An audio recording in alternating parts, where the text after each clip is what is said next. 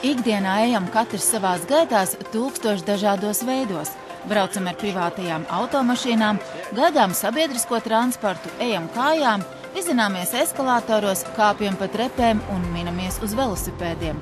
It kā jau zinām, ka redzēt, dzirdēt, rakstīt vai kustēties ne visiem ir pašsaprotami viegli.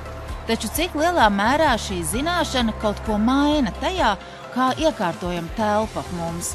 Vai tiešām ikvienam ir ērti dzīvot mūsu pilsētās un strādāt mūsu darba vietās? Šodien aizsākam 4 raidījumu sēriju, kuras uzdevums ir atgādināt kādu vienkāršu patiesību, ko brīnišķīgi izdevās formulēt vienai no šī raidījuma varonēm. Viens mūsu Latvijas bijušais valsts vīrs kādreiz šausmīgi sen teica, neteikšu uz vārdu, bet viņš no skatuves reiz teica tādus vārdus: es esmu ārkārtīgi daudz ielicis savā izglītībā. Man ir absolūti perfektas zināšanas par lietām, un es varu garantēt droši, ka vienmēr savā dzīvē es varēšu dzīvot ļoti bagātīgu un labu dzīvi tikai tāpēc, ka es esmu sevī ielicis šo naudu, spējas un visu pārējo. Un tā bija tā reize, kad man viņam ļoti gribējās teikt, ka tu, mīļais, nekad nezini, kad ar tevi var notikt insults, kad tev uz galvas var vienkārši uzkrist ķieģelis un notikt vēl daudz citas lietas. Tu nekad nevari norobežot sevi tik ļoti, sakot, ka es esmu šis īpašais, gudrais, perfektais un vēl kaut kāds. Un jūs tur pārējie, tādi, kādi jūs esat, jo tu nekad nezini, kas ar tevi notiek. Šīs raidījuma sērijas uzdevums ir runāt par to, kādā veidā mums visiem, cilvēkiem ar funkcionāliem traucējumiem un pārējai sabiedrībai, vienam otru labāk uzklausīt un saprast. Nevien personiskā līmenī, bet arī sarunās ar ārstiem un ierēģiem, kārtojot invaliditātes statusu un debatējot par nepieciešamo atbalstu.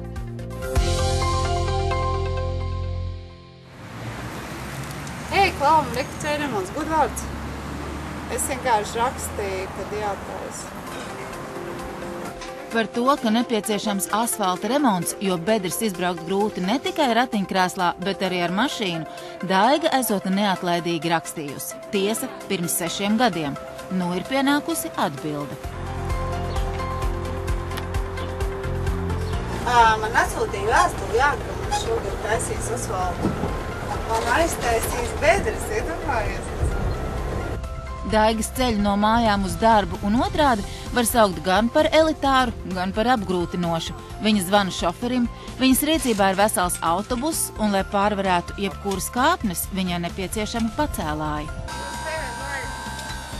Man pat ir pašā mašīna, bet vienīgi tas, ka to mašīnu brauc vai māsa vai mani brāļi, un viņa nopirka tā, lai mani vadātu. Es parasti meklēju kādu šoferi. Kāpēc es pati nebraucu? Jā, man laikam ir bail. Kaut gan 22 gadu vecumā es biju autoskolas instruktors, kurš pieņēma braukšanas eksāmenu pirms Bauskas ielas. Daigas meitai bija 4, bet viņai pašai 22 gadi, kad mašīna, kurā jaunā sieviete bija tikai pasažiere, cieta avāriju. Tad man iestājās depresija ar visām sadzīviskām lietām, un kā es dzīvošu tālāk, un ko es vispār varu, un patiesībā es savā dzīvoklī nevarēju neko. Un man bija tā 3 gadu pilnīgi depresija, un es 3 gadus nevarēju iziet ārā uz ielas. Man likās, ka visi uz maniem skatās, man likās, ka man neviens man nepieņems, un es patiesībā īsti nezināju, ko darīt. Jā. Droši vien nebūs pārspīlēti sakot, ka šobrīd, 16 gadus vēlāk, viņa zina visu, gan par cerībām, gan bezcerību, gan bezgalīgu gaidīšanu, un visbeidzot arī par iespēju dzīvot vislabākajā veidā tieši to dzīvi, kas ir dota. Man patiesībā tas grūdienis bija noteikti mani bērni pirmais, kad es sapratu, ka man kaut kas ir jādara. Otrs bija tas, kad es aizbraucu uz rehabilitāciju. Jā, mēs Jaunķemeros vienlaicīgi bijām aptuveni kaut kādi 25-30 cilvēku ratiņkrēslos, un tur bija gan tie, kā mēs saucam, svaigie tikko, kas ar pavārijām, gan tie, kas jau ir ar gadu pieredzi. Un tad, kad es aizbraucu šo rehabilitācijas centru, tad atradās cilvēki, kas vienkārši man pastāstīja, kā ir jādzīvo un kā es varu dzīvot. Un tas bija tas grūdienis, kad jā, es varu. Jā, tā arī izēja, man pastāstīja arī par visām sociālām palīdzībām.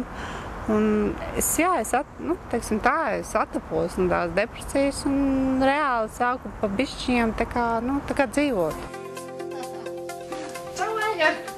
Šobrīd Daigas darba dienas paiet Latvijas Paralimpiskajā komitejā, kuras prezidenta viņa ir. Tas nozīmē darīt visu, ko dara vadošs darbinieks sporta nozarē, atbalstīt sportistu sniegumu, pārstāvēt valsti starptautiskās sarunās, meklēt sponsorus, pieņemt darbā cilvēkus. Pirms avārijas es arī esmu bijis viens no tiem, kas ir darba devējs, un arī esmu pieņēmis darbā cilvēkus un slēgus darba līgumus. Un arī tagad man tas ir jādara. Es teikšu tā, ka tad, kad es vēl nebiju invalīdu ratiņos, un tad, kad es vēl nezināju, kas ir šī dzīve no otras puses, tad man nebija aizspriedumi kā darba devējiem vispār.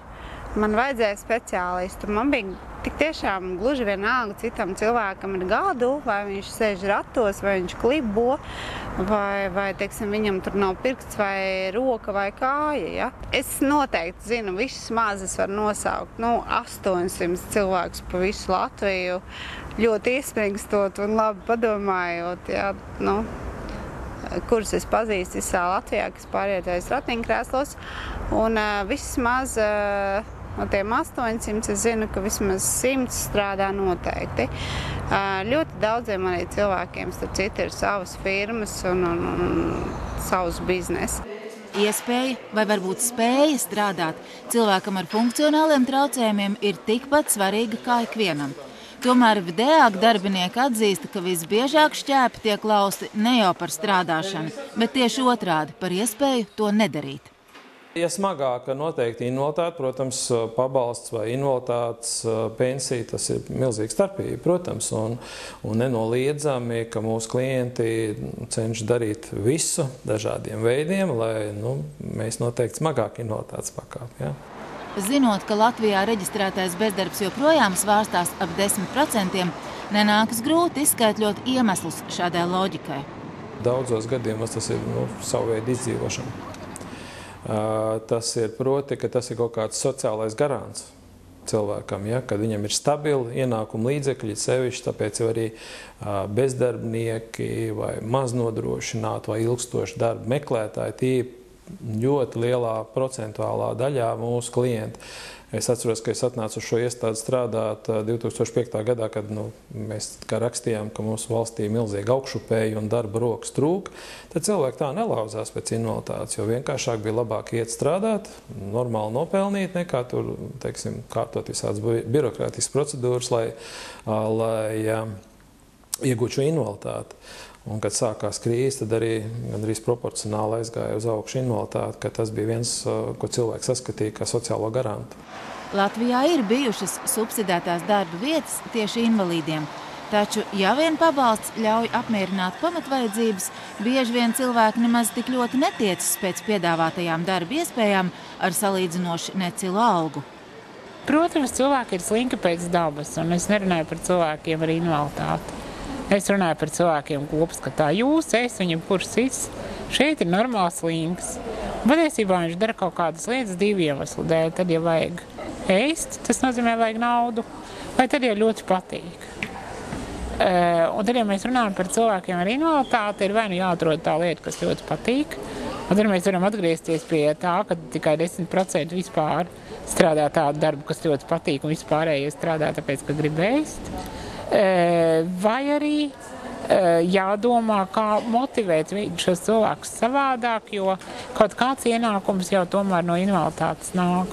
Un vēl, kas man liekas, ir ļoti svarīgi saprast, kad cilvēki ar invaliditāti nav savādāk kā jebkurš cits. Un tas atkal nozīmē to, ka mēs nevaram prasīt, lai katrs cilvēks ar invaliditāti aktīvi dotos meklēt darbu. Palūkojieties, cik apkārt ir bezdarbnieki, kuriem nav nekādas invaliditātes. Sapratiet, un tā grupa jau ir tieši tāda pati. Tieši tikpat neaktīva un aktīva cilvēku, tieši tikpat gudru un varbūt netik ļoti gudru, tieši tikpat ļoti slinku un varbūt netik ļoti slinku, tieši tikpat motivētu un netik ļoti motivētu. Tomēr var paraudzīties arī no cita aspekta. Daiga saka, ka pašai vajadzējis 3 gadus, lai pārvarētu depresiju, un 9 mēnešus valsts apmaksātas intensīvas rehabilitācijas, lai nostiprinātu savu ķermeni. Šobrīd cilvēki līdzīgā situācijā par kompensētu rehabilitāciju var tikai sapņot. Sāksim ar to, kad ir jānodrošina šī rehabilitācija. Man tiešām bija rehabilitācija 9 mēneši. 9 mēneši mani ņurcīja, mani mācīja pielāgoties, svingroja 2 reizes dienā, es peldēju basēnā. Tad tagad es doto brīdi tādam cilvēkam, kā, piemēram, es, rehabilitācija ir nepilna mēnesi. Ko viņš var izdarīt pa mēnesi? Viņš knapi ir atčuknījies, ka viņš vispār sēdēs, varbūt tās, nezinu, ratos, vai viņam visu mūžu vairs nebūs kāja vai roka. Ja? Un pa 30 dienām tu neko nevar saprast. Un tas ir labi, ja tev pavaicās, ja tu esi ticis rehabilitācija, teiksim, 1. mēnesī uzreiz pa slimnīcu. Ir jau arī tādas lietas, kad, teiksim, ir rehabilitācija, kas ir varbūt tās 3-4 mēneši pēc slimnīcas, kad viss jau ir nokavēts patiesībā, ka tu varēji atlapt, ka tev varēja palikt labāk, bet tu esi nogulējis mājā gultā un nekas nenotiek. Lai kā mums gribētos domāt, ka veselības aprūpe Latvijā ir pieejama visiem, tā tomēr nav taisnība. Par to liecina arī aizvien pieaugošais invalīdu skaits valstī. Tas ir tas jautājums, ko daudz nesaprot, bet mēs viņu formulējām tīri tajā nosaukumā pieejamība. Restīvi, cilvēks nevar izmantot veselības aprūpes sistēmu. Dažādi iemesli dēļ. Atkal tur sociāli-ekonomisko, viņam nav naudas, kur ienāk. Otrkārt, ir kvotas beigušās, kas pārvēršās viņam par maksas pakalpojumu, ko viņš nevar nopirkt.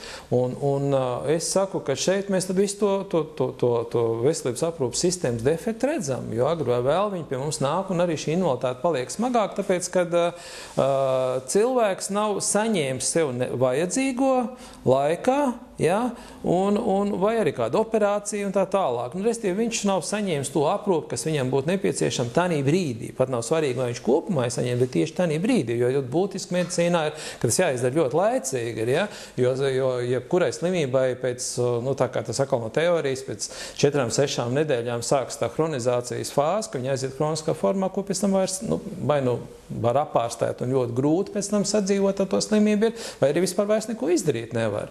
Un tāpēc ir būtiski, ka tu gaidi rindā tur mēnešiem vai uz izmeklējumu, vai uz kaut kādu ārstniešiem, vai uz kādu konsultāciju speciālistu. Tas viss ir tas kopums, ja, kas noved pie tā, kad ļoti daudz mums pieaug klientu, ko mēs saistām vienā vārdā, kad cilvēkam nav bijis iespēja izmantot veselības aprūpes pakalpojumus.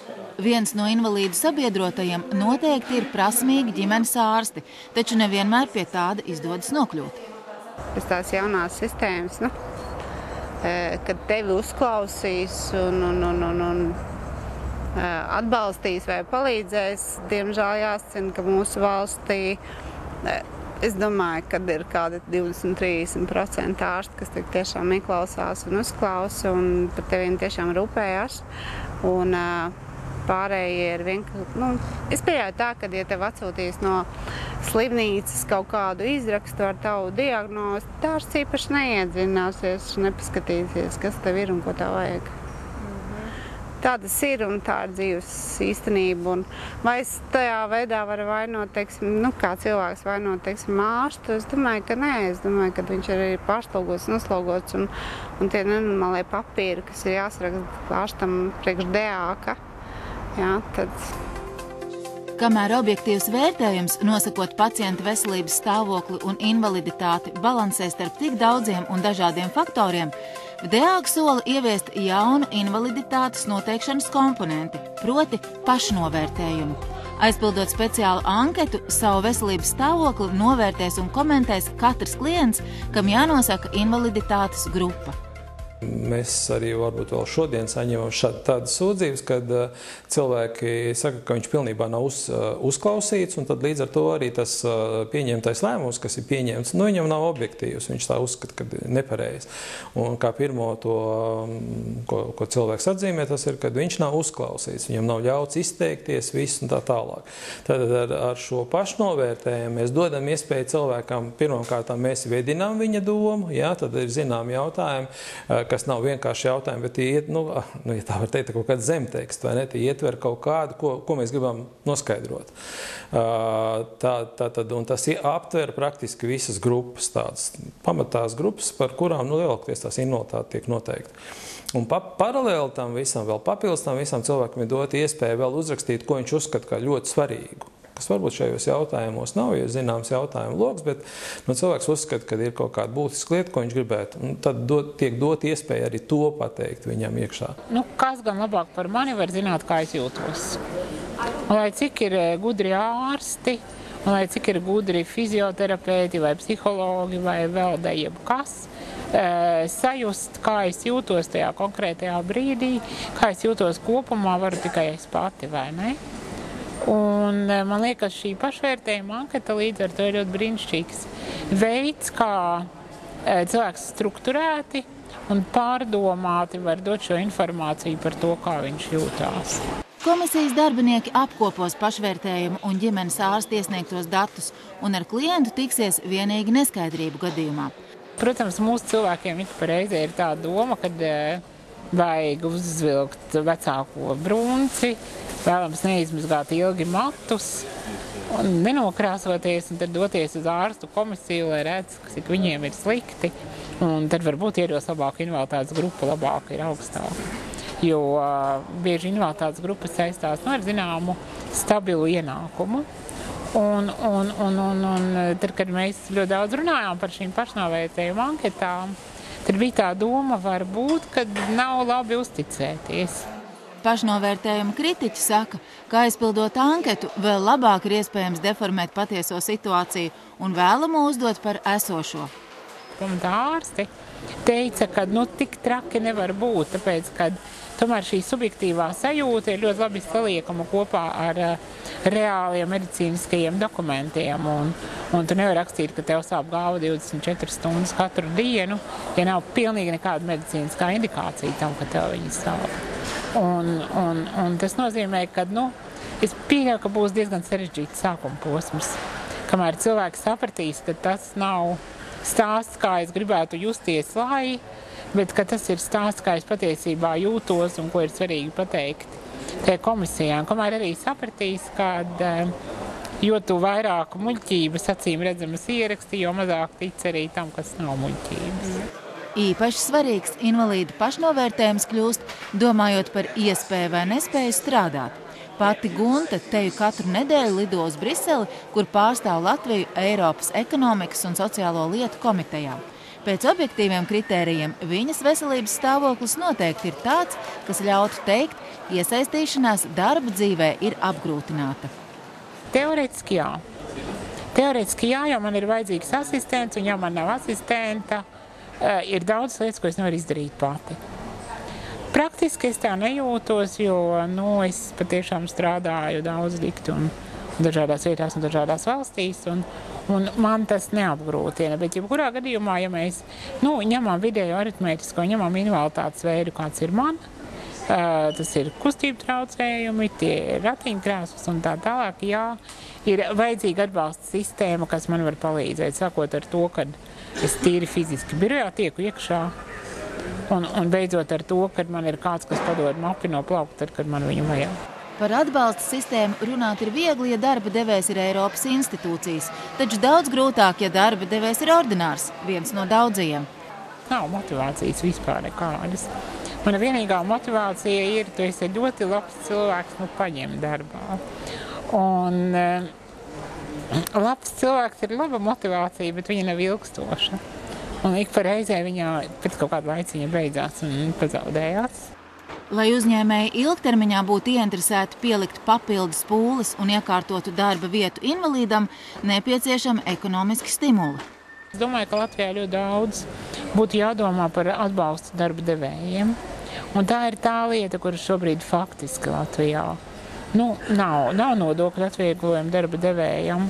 Līdz ar to es nekādā veidā viņu nevaru motivēt, sakot, ņemam darbā cilvēku ar invaliditāti, jo būs, kas palīdz iekārtot darba vietu, jo katru mēnesi būs jāmaksā mazāki nodokļi, jo vēl kaut kas nav motivācijas vispār nekādas. Tomēr beigās Gunta mūs pārsteidza sakot, ka nemaz nekāro pēc dzīves tādā ideāli sakārtotā valstī, kāda, piemēram, ir Vācija, kur gan uzņēmējiem ir stimuli, gan katram invalīdam darbs. No vienas puses ir ļoti jauka Vācija, kurā viss ir perfekti skaidri un cilvēkam ir obligāti jāiet darbā neatkarīgi no viņa invaliditātes. Bet no otras puses vācieši, kā jau kārtīgi vācieši, ir uzbūvējuši ļoti stingras robežas un noteikumus. Un ja mēs runājam par Vāciju, kur viss ir ļoti jauki, skaisti un absolūti perfekti, tad mani kolēģi saka, ja es būtu piedzimusi Vācijā, tad atbilstoši savai invaliditātei ticamāk es šūtu pogas kādā nodarbinātības aģentūrā, kur būtu mana īstā vieta, jo mani jau no bērnības būtu uz to ievirzījuši.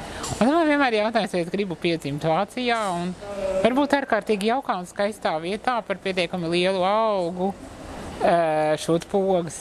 Tas būtu jūsu liktenis? Tas būtu mans, teiktu, valsts dotais ceļš, pa kuru jāiet. Jo visi cilvēki ar šādu veidu invaliditāti varētu to darīt. Un tad es saku, es negribu piedzimt Vācijā. Es jautāju, kur es gribu piedzimt Latvijā. Jo man šķiet, ka šeit ir ļoti, ļoti daudz iespējas, bet ir vajadzīgi kaut kāds, spēja par viņām pacīnīties, bet atkal tev nav šo noteikumu tik ļoti strikto, kas ir daudzās Rietuma Eiropas valstīs.